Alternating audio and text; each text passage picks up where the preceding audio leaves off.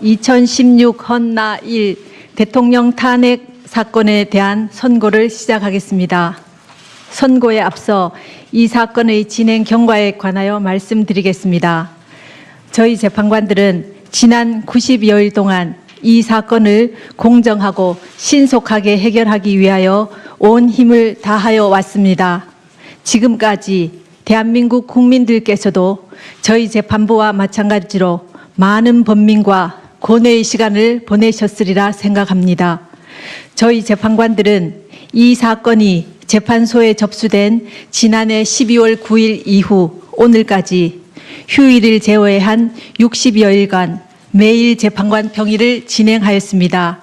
재판 과정 중 이루어진 모든 진행 및 결정에 재판관 전원의 논의를 거치지 않고 재판장인 저나 주심 재판관이 임의로 개인적으로 진행 사항은 전혀 없습니다. 저희는 그간 3차례의 준비 기일과 17차례에 걸친 변론 기일을 열었습니다. 그 과정에서 청구인 측 증거인 갑 제174호증에 이르는 서증과 12명의 증인, 5건의 문서 송부 촉탁 결정 및 1건의 사실조회 결정, 피청구인 측 증거인 을 제60호증에 이르는 서증과 17명의 증인, 6건의 문서 송부 촉탁 결정 및 68건의 사실조회 결정을 통한 증거조사를 하였으며 소추위원과 양쪽 대리인들의 변론을 경청하였습니다. 증거조사된 자료는 4만 8천여 쪽에 달하며 당사자 이외의 분들이 제출한 탄원서 등의 자료들도 40박스의 분량에 이릅니다. 대한민국 국민 모두 아시다시피 헌법은 대통령을 포함한 모든 국가기관의 존립 근거이고 국민은 그러한 헌법을 만들어내는 힘의 원천입니다. 재판부는 이 점을 깊이 인식하면서 역사의 법정 앞에 서게 된 당사자의 심정으로 이 선고에 임하고자 합니다. 저희 재판부는 국민들로부터 부여받은 권한에 따라 이루어지는 오늘의 이 선고가 더 이상의 국론 분열과 혼란을 종식시키고 화합과 치유의 길로 나아가는 밑거름이 되기를 바랍니다. 또한 어떠한 경우에도 헌법과 법치주의는 흔들려서는 안 될 우리 모두가 함께 지켜가야 할 가치라고 생각합니다.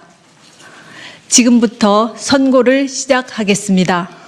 먼저 이 사건 탄핵 소추안의 가결 절차와 관련하여 흠결이 있는지 살펴보겠습니다. 소추 의결서에 기재된 소추 사실이 구체적으로 특정되지 아니하였다는 점에 대하여 보겠습니다.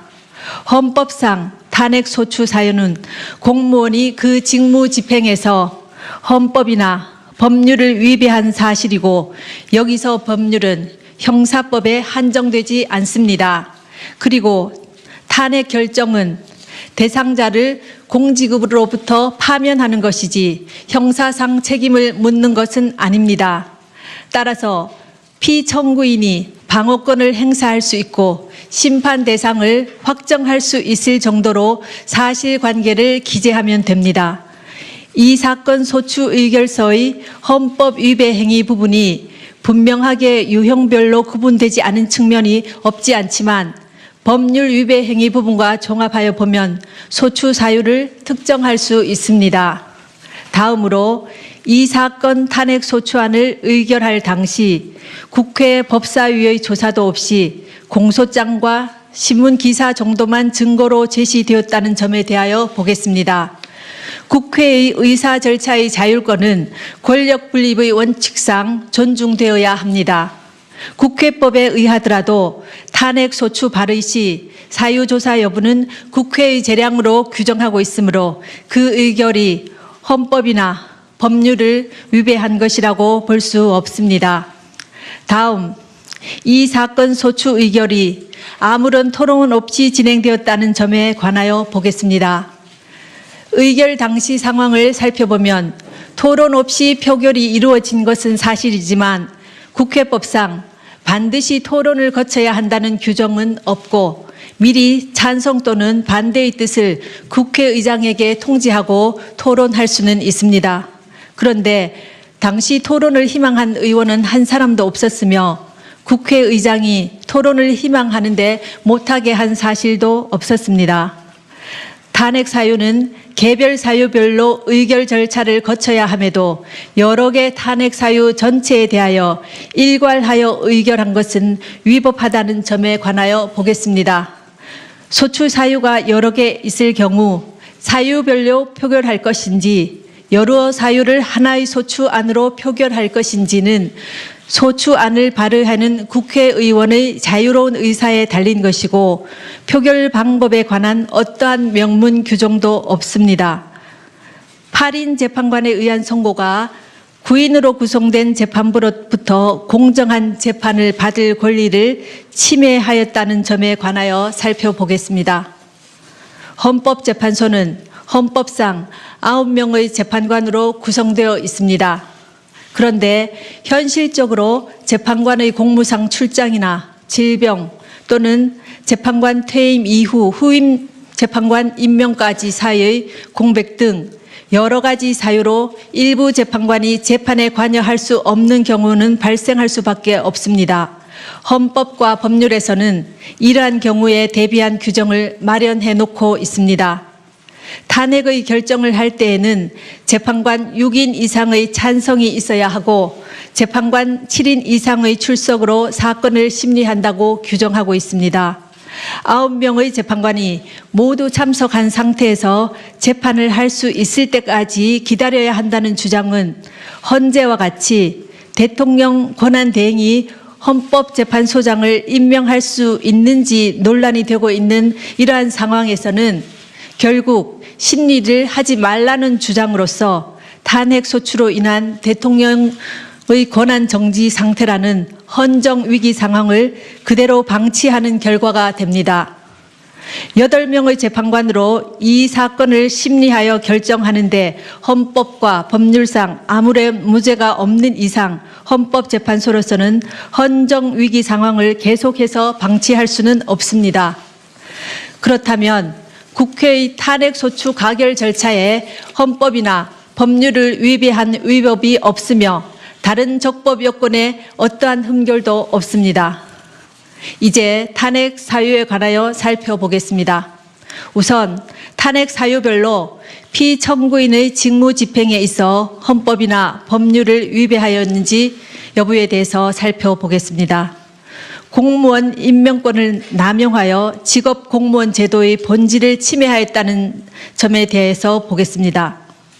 문화체육관광부 노 국장과 진 과장이 피청구인의 지시에 따라 문책성 인사를 당하고 노 국장은 결국 명예퇴직하였으며 장관이던 유진룡은 면직되었고 대통령 비서실장 김기춘이 문화체육관광부 제1차관에게 지시하여 1급 공무원 6명으로부터 사직서를 제출받아 그중 3명의 사직서가 수리된 사실은 인정됩니다.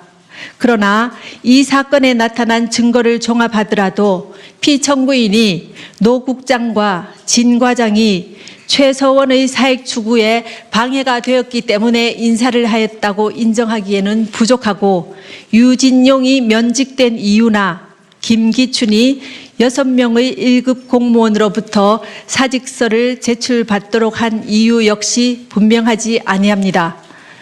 다음 언론의 자유를 침해하였다는 점에 관하여 보겠습니다. 청구인은 피청구인이 압력을 행사하여 세계일보 사장을 해임하였다고 주장하고 있습니다.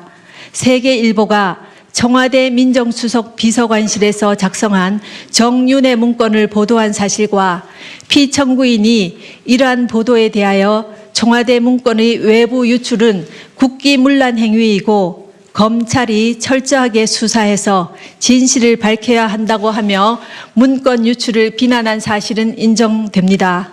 그러나 이 사건에 나타난 모든 증거를 종합하더라도 세계일보에 구체적으로 누가 압력을 행사하였는지 분명하지 않고 피청구인이 관여하였다고 인정할 만한 증거는 없습니다.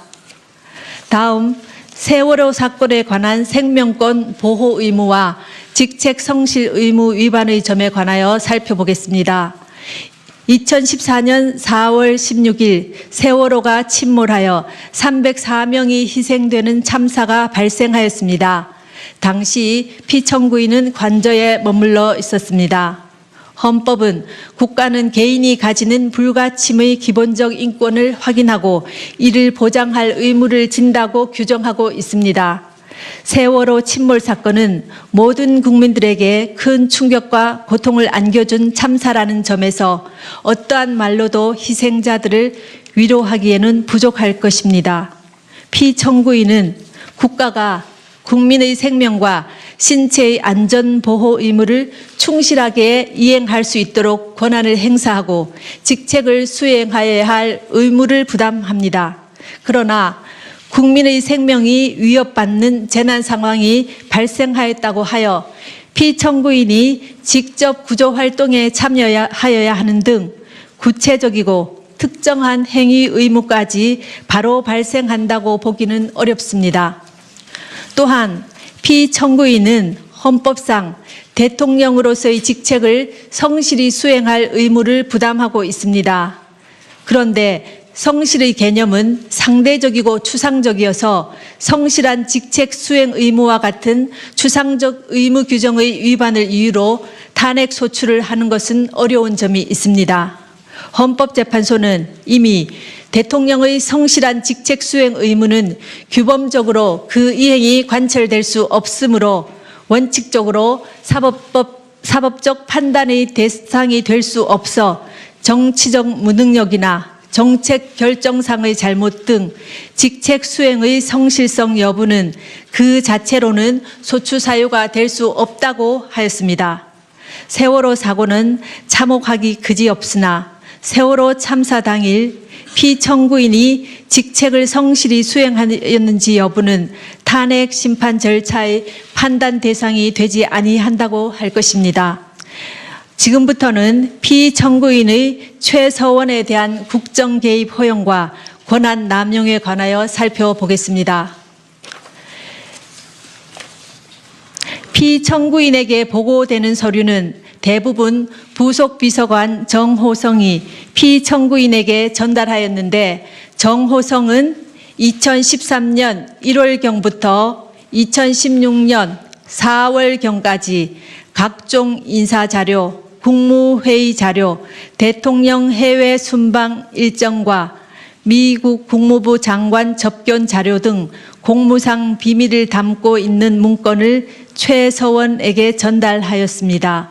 최서원은 그 문건을 보고 이에 관한 의견을 주거나 내용을 수정하기도 하였고 피청구인의 일정을 조정하는 등 직무 활동에 관여하기도 하였습니다. 또한 최서원은 공직 후보자를 추천하기도 하였는데 그중 일부는 최서원의 이권 추구를 도왔습니다. 피청구인은 최서원으로부터 KD 코퍼레이션이라는 자동차 부품 회사의 대기업 납품을 부탁받고 안종범을 시켜 현대자동차 그룹의 거래를 부탁하였습니다. 피청구인은 안종범에게 문화와 체육 관련 재단법인을 설립하라는 지시를 하여 대기업들로부터 486억 원을 출연받아 재단법인 미르, 288억 원을 출연받아 재단법인 K스포츠를 설립하게 하였습니다. 그러나 두 재단법인의 임직원 임면, 사업 추진, 자금 집행, 업무 지시 등 운영에 관한 의사결정은 피청구인과 최서원이 하였고 재단법인에 출연한 기업들은 전혀 관여하지 못했습니다. 최서원은 미르가 설립되기 직전에 광고회사인 플레이그라운드를 설립하여 운영했습니다. 최서원은 자신이 추천한 임원을 통해 미르를 장악하고 자신의 회사인 플레이그라운드와 용역 계약을 체결하도록 하여 이익을 취하였습니다. 그리고 최서원의 요청에 따라 피청구인은 안종범을 통해 KT에 특정인 두 사람을 채용하게 한 뒤 광고 관련 업무를 담당하도록 요구하였습니다. 그 뒤 플레이그라운드는 KT의 광고 대행사로 선정되어 KT로부터 68억여 원에 이르는 광고를 수주했습니다. 또 안종범은 피청구인 지시로 현대자동차 그룹에 플레이그라운드 소개 자료를 전달했고 현대와 기아자동차는 신생 광고회사인 플레이그라운드에 9억여 원에 달하는 광고를 발주했습니다. 한편 최서원은 K스포츠 설립 하루 전에 더 블루K를 설립하여 운영했습니다. 최서원은 노승일과 박헌영을 K스포츠의 직원으로 채용하여 더 블루K와 업무 협약을 체결하도록 했습니다. 피청구인은 안종범을 통하여 그랜드코리아 레저와 포스코가 스포츠팀을 창단하도록 하고 더블유K가 스포츠팀의 소속 선수 에이전트나 운영을 맡기도록 하였습니다. 최서원은 문화체육관광부 제2차관 김종을 통해 지역 스포츠클럽 전면 개편에 대한 문화체육관광부 내부 문건을 전달받아 K스포츠가 이에 관여하여 더블유K가 이익을 취할 방안을 마련했습니다. 또 피청구인은 롯데그룹 회장을 독대하여 5대 거점 체육인재 육성 사업과 관련해 하남시에 체육시설을 건립하려고 하니 자금을 지원해 달라고 요구하여 롯데는 K스포츠에 70억 원을 송금했습니다. 다음으로 피청구인의 이러한 행위가 헌법과 법률에 위배되는지 보겠습니다. 헌법은 공무원을 국민 전체에 대한 봉사자로 규정하여 공익의 실현 의무를 천명하고 있고 이 의무는 국가공무원법과 공직자윤리법 등을 통해 구체화되고 있습니다. 피청구인의 행위는 최서원의 이익을 위해 대통령의 지위와 권한을 남용한 것으로서 공정한 직무 수행이라고 할 수 없으며 헌법과 국가공무원법, 공직자윤리법 등을 위배한 것입니다. 또한 재단법인 미르와 K스포츠의 설립, 최서원의 이권 개입에 직간접적으로 도움을 준 피청구인의 행위는 기업의 재산권을 침해하였을 뿐만 아니라 기업 경영의 자유를 침해한 것입니다. 그리고 피청구인의 지시 또는 방치에 따라 직무상 비밀에 해당하는 많은 문건이 최서원에게 유출된 점은 국가공무원법의 비밀 엄수 의무를 위배한 것입니다.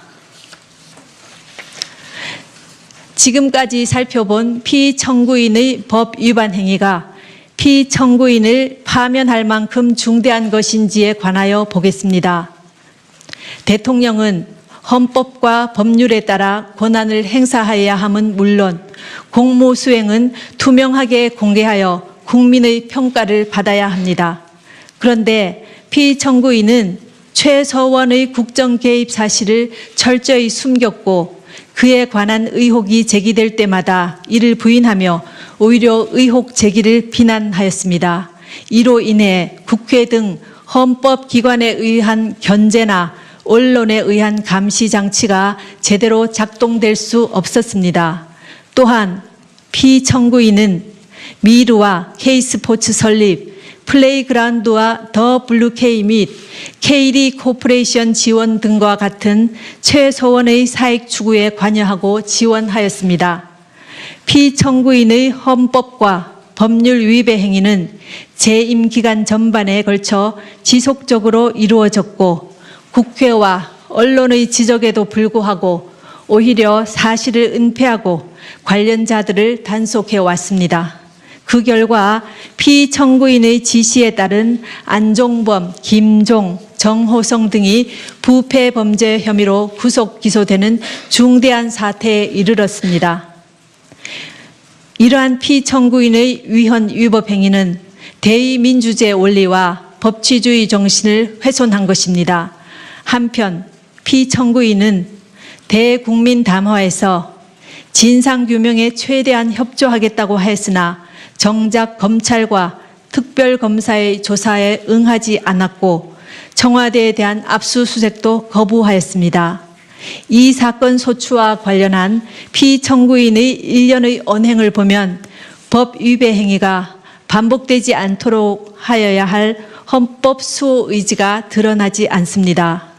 결국 피청구인의 위헌 위법 행위는 국민의 신임을 배반한 것으로 헌법 수호의 관점에서 용납될 수 없는 중대한 법 위배 행위라고 보아야 합니다.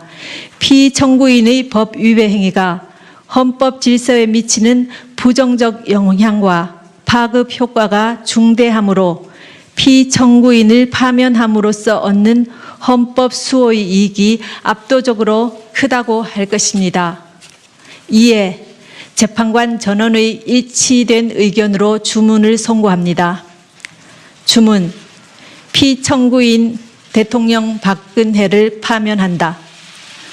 이 결정에는 세월호 참사와 관련하여 피청구인은 생명권 보호 의무를 위반하지는 않았지만 헌법상 성실한 직책 수행 의무 및 국가공무원법상 성실 의무를 위반하였고 다만 그러한 사유만으로는 파면 사유를 구성하기 어렵다는 재판관 김이수, 재판관 이진성의 보충 의견이 있습니다.